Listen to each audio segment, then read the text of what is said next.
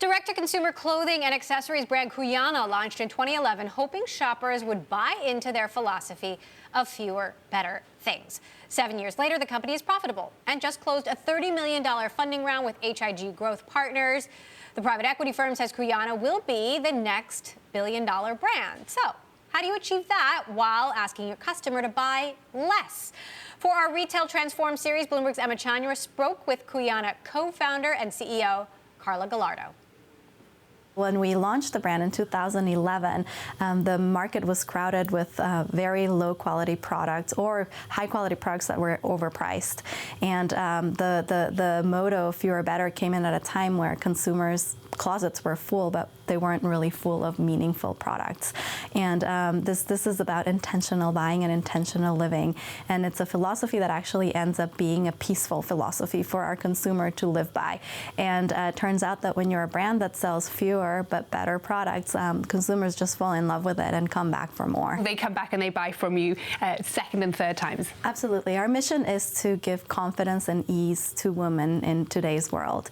And when our products deliver on that and she uses those products to elevate her in her day, she will come back for more and we won't disappoint her. Unlike many other direct-to-consumer brands, you started both online and in a physical location. Why that omni-channel approach right from the beginning? Yes, back in 2011, brands were getting started with the emphasis on online only.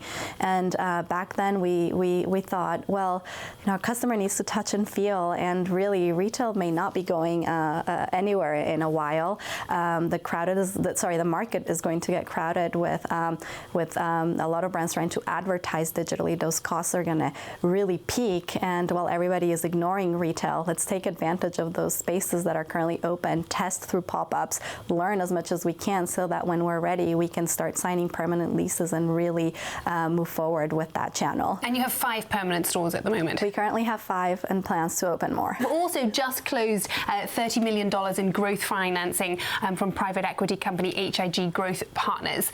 What is that funding for? Is that to expand your brick and mortar presence?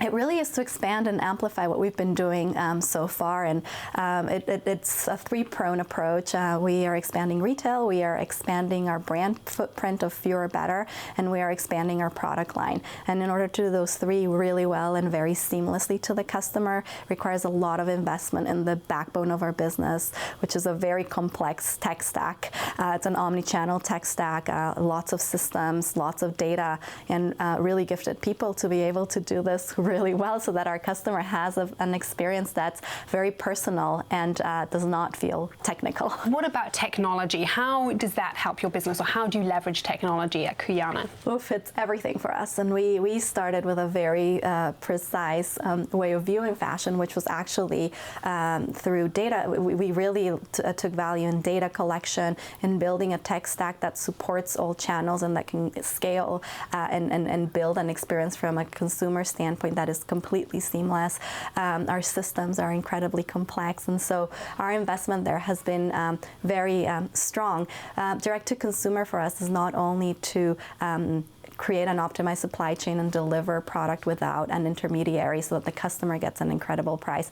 It's also getting to know that customer so that the business can continue to evolve through time. So we've been really focused on collecting data points in every single one of the touch points and owning each one of those. And so in terms of talking about data and collecting data to better know your customer, how much does that impact product innovation? How does that impact inventory? Does that help you decide between what might be working, what might not be working, and perhaps what products to add to the roster of Cuyana? Yes, all the time, and all of the above. I love that our design team is incredibly interested in data too, and we always joke around about that, but data actually influences even the launch of the kickoff of every season that we have. I think I would say that the best value add is really on inventory, because we have products that stay with us for many, many years, and so we get really, really good at predicting the sales of each one of those products every month, the color allocation, the size allocation, the seasonality curves, and we were masters of that. So you limit unsold product, essentially. Exactly. We are very good at never overproducing. Now, again, your new investors predict that you'll become $1 billion brand. You could rival the likes of Coach. How do you plan to do that? Well, we're excited. That's why we started the business. The first thing was product.